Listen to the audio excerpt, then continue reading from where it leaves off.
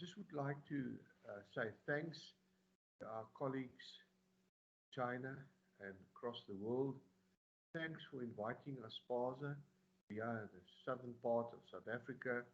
It's a great privilege. It's a great honor invited to the short presentation to you people throughout the world, and especially our friends and colleagues in China. Just to remind those who weren't involved previously, some of us have been around and have gone to China. These presentations, I've been to China twice, most experienced and lovely visits I've ever had. I'll try and keep to the time, and we will not run over the time. And I would just like to say all of the best with the 7th China International Aggregate Conference.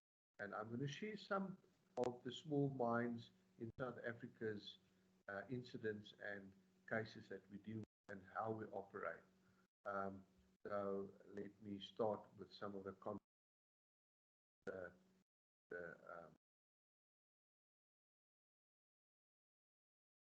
right.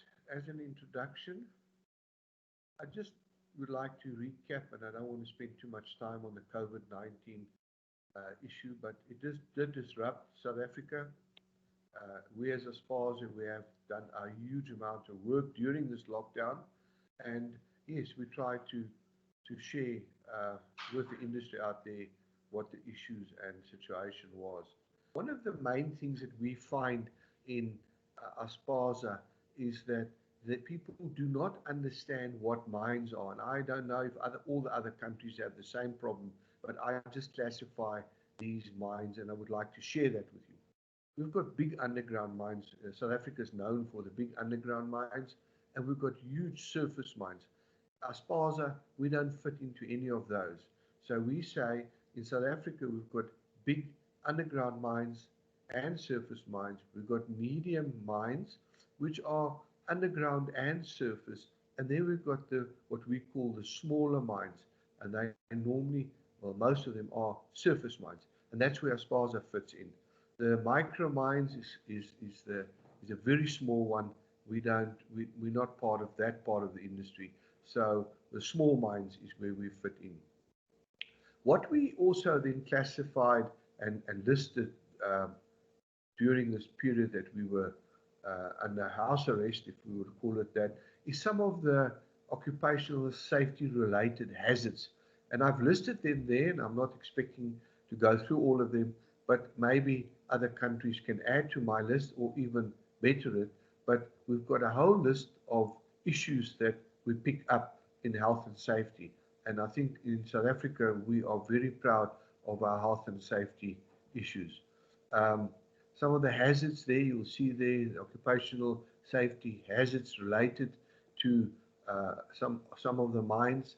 These are issues that we tend to try and rectify and address. So under the classifications of mines, we still go into these occupational health hygiene issues. Because often what happens in the mining industry is that we tend to only look at health and safety, but don't look at the hygiene stuff, the dust, the gases, the noises, the radiation. So we're trying to focus on that and also look at that. And I think these are crucial issues that we do. Right, so what do we in South Africa as ASPASA do, and maybe some of the other bodies throughout the world can share with us what they do. But we've got a whole list of issues that we do. We've got, and I'm not going to go through all of them, but some of them are most probably more important than others. The health and safety issues in mines in our part of the industry is crucial. Environmental issues is crucial. Training people, HR, developing people is an issue. And then you'll see there's a block that says internationalizing. And we're very, very, very proud of our relationship with GAIN. And we can only say that we only benefit substantially from being part of GAIN. And we get more from GAIN than what we can ever give to GAIN. And I think that's where our connection with China and other bodies throughout the world has developed to such an extent that we are proud to be part of GAIN. And I think what we also found during the last few months is the some guidelines on how we need to market our association. And I think I've listed them there. We need to be concise, straightforward, seek what is characteristics, stay authentic and not play around and do other things, and seek what is timeless. And that's, I think, what we try and look. So, as I said, ASPASA represents small surface mines in South Africa. Illegal mining in South Africa is quite a substantial problem, and I think that's we need to resolve issues. So we also do a lot of work on environmental issues. I've put this in. We do a lot of planning. We do it. We check, and then we act. And I think that circle makes good sense for anybody to deal with environmental issues. So what we did is this last 2 months is we took a quarry, and I think this breakdown would be applicable to any quarry throughout the world.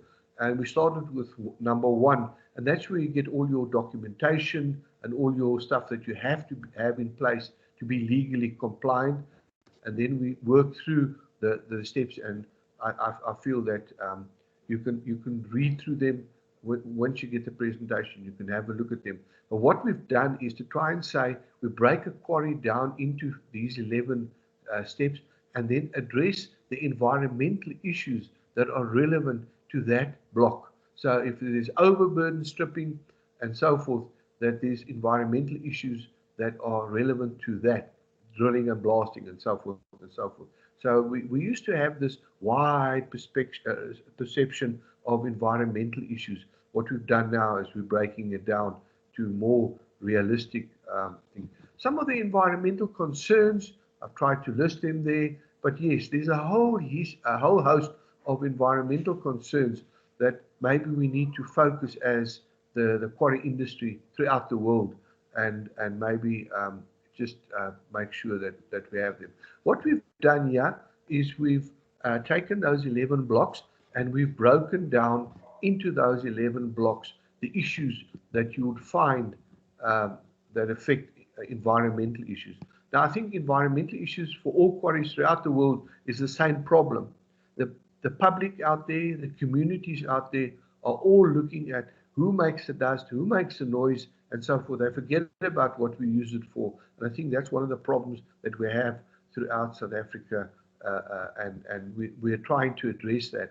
So if anybody out there looks at this breakup of ours and you would like to add or even tell us, listen, there are some more things you haven't thought about, that's why we're part of GAIN, and we share these things and work along. So what we've also come to understanding is how to fix our operations. You know, what's the practices? Have we identified the practice? What are our principles and what are our philosophies in our operations? So after COVID-19, we need to refocus. And I think that's the point. We have to refocus and relook at what we need to do. Right. Here's some breakdown of the philosophies. You know, who are we? How do we work? How do we grow? Issues like that under philosophies, and then the principles: develop and build operations, resilience, and so forth. Start to a new mindset. This whole change in the world with COVID and what we're doing now is great because we're looking at stuff as a new focus area.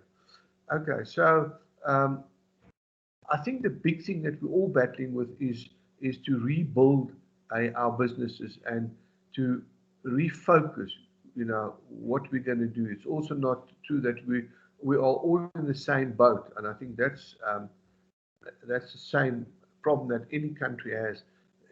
We are all in the same storm, but each of us have our own boats and have our own problems. So I think that's just what I would like to list out of that slide, and maybe people can read it and disseminate it and use it.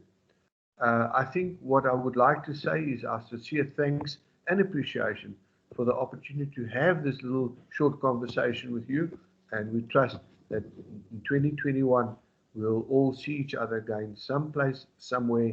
Thank you very much and go well through the year.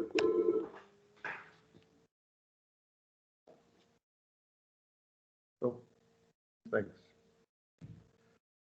Ek weet nie